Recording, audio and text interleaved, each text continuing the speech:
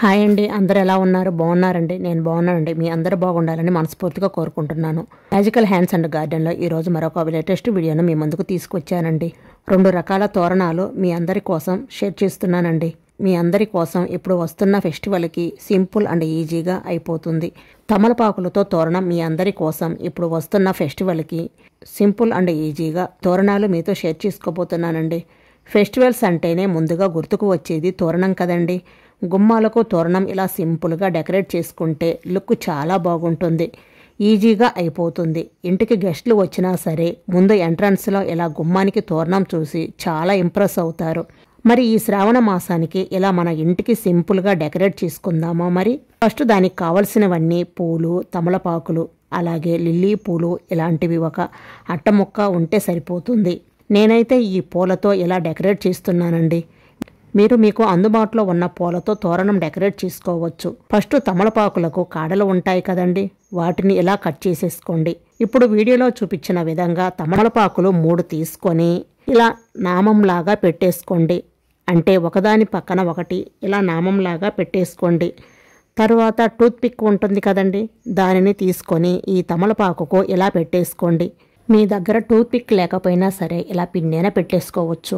ఇలా పెట్టేసుకున్న తర్వాత ఇలా రెడీ చేసుకొని పక్కన పెట్టేసుకోండి. మరొకటి చూపిస్తాను చూడండి. 3 తమలపాకులు తీసుకొని ఈ విధంగా ఒకదాని మీద ఒకటి ఇలా క్రాస్గా పెట్టేసి పిన్ పెట్టేసేసుకోండి. ఇలాగే మరికొన్ని రెడీ చేసేసుకోండి.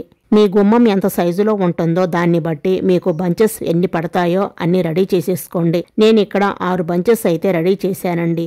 నెక్స్ట్ వచ్చేసి ఇక్కడ కొన్ని గులాబీలు, కొన్ని లిల్లీ పూలు తీసుకున్నానండి. ఇప్పుడు సూదికి దారం 2 పోగులు ఎక్కించి తీసుకోవాలి. ఇప్పుడు గులాబీ పూలు తీసుకొని దానికి ఉన్న కాడను కట్ చేసేసుకోవాలి. అలాగే లిల్లీ పూలకు కూడా చివర్లో కాడను కొంచెం కట్ చేసేసుకోండి. ఈ విధంగా కట్ చేసుకున్న తర్వాత ఇలా పూలు రెడీ చేసుకొని ఇప్పుడు సూది తీసుకోండి. అలాగే ఒక గులాబీ పువ్వు కూడా తీసుకోండి. పువ్వు వైపు నుంచి సూదికి ఎక్కించి తీసుకోవాలి. వీడియోలో చూస్తే మీకు ఈజీగా అర్థమవుతుందండి. ఇలాగా ఒక గులాబీ పువ్వు ఎక్కించిన తర్వాత ఇప్పుడు ఒక లిల్లీ పువ్వును కూడా పువ్వు వైపు నుంచే ఎక్కించాలి. ఇలాగే 3 లేదా 4 పువ్వులు ఎక్కించేసి తీసుకోండి. చూశారు కదా, ఒక బంచ్ రెడీ అయిపోయింది. ఇలాగే మరొకటి కూడా రెడీ చేసుకోవాలి.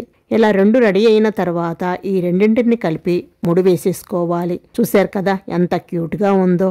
ఇలాగే మరికొన్ని బంచెస్ అయితే రెడీ చేసుకొని పక్కన పెట్టేసుకోండి. నెక్స్ట్ వచ్చేసి ఇలా సన్నగా ఉన్న ఒక అట్టముక్కను తీసుకోండి. మీ గుమ్మానికి సరిపోయే అంత అట్టముక్కను తీసుకోండి.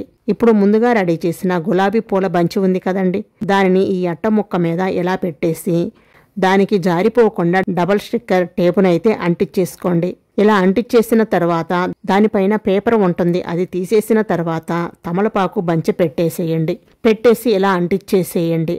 ఇలాగే 1 by 1 ఈ అట్టముక్క మీద పెట్టేసుకుంటూ రావాలి. ముందు పూల బంచి పెట్టుకుంటూ రావాలి, దానిపైన తమలపాకు బంచి అంటించుకుంటూ రావాలి.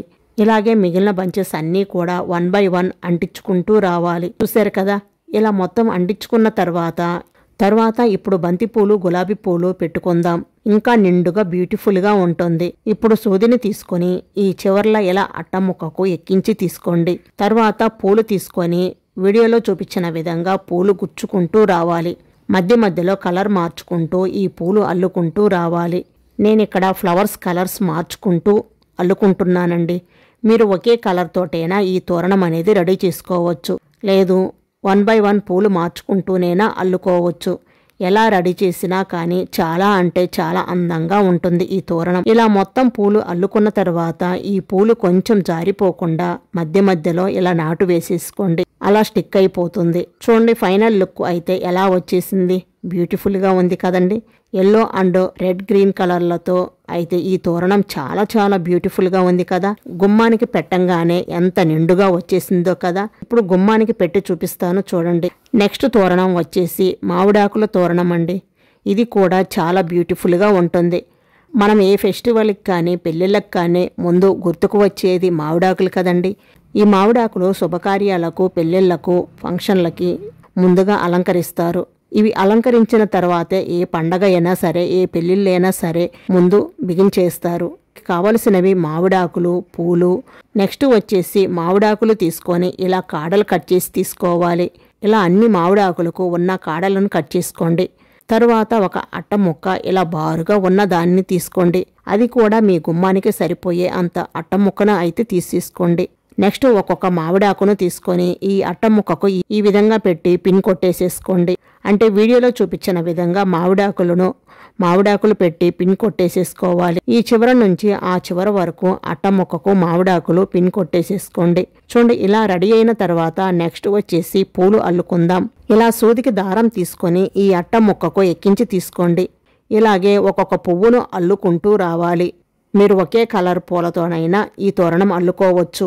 లేదు అంటే ఇలా మధ్య మధ్యలో పూలు మార్చుకుంటూ అల్లుకోవచ్చు. ఈ తోరణం అనేది ఎలాగైనా సరే ఈ తోరణం చాలా అందంగా ఉంటుందండి. ఇలాగే ఈ అట్ట ముక్క ఈ చివర నుంచి ఆ చివర వరకు అల్లుకుంటూ రావాలి. చూడండి, ఇలా అల్లిన తర్వాత ఈ మామిడాకులకు పసుపు కుంకం పెట్టేసుకుంటే ఇంకా అందంగా నిండుగా ఉంటుంది. చూడటానికి చాలా బ్యూటిఫుల్గా ఉంటుందండి. చూశారు కదా, పసుపు కుంకం అద్దిన తర్వాత ఇంకా చాలా బ్యూటిఫుల్గా ఉంది కదా. ఫైనల్ లుక్ అయితే మామిడాకుల తోరణం రెడీ అయిపోయింది. చాలా చాలా బ్యూటిఫుల్గా ఉంది కదండి. తమలపాకు తోరణం అలాగే మామిడాకుల తోరణం రెండు కూడా చాలా బ్యూటిఫుల్గా వచ్చాయి కదండి. సింపుల్ అండ్ ఈజీగా ఈ తోరణాలు రెడీ చేసుకోవచ్చు. ఈ రెండు తోరణాల్లో మీకు ఏది బాగా నచ్చిందో కామెంట్ చేయండి. అలాగే మీరు కూడా ఈ శ్రావణ మాసంలో ఇలా తోరణాలు కట్టి మీ ఇంటిని అందంగా అలంకరించుకోండి. ఈ వీడియో నచ్చినట్లయితే లైక్ చేసి మీ ఫ్రెండ్స్ అండ్ మీ ఫ్యామిలీ మెంబర్స్కి షేర్ చేయండి. అలాగే మన magical hands and garden YouTube ఛానల్ని తప్పకుండా సబ్స్క్రైబ్ చేసుకోండి. మరొక లేటెస్ట్ వీడియోతో మళ్ళీ కలుద్దాం. Thank you for watching. Have a nice day.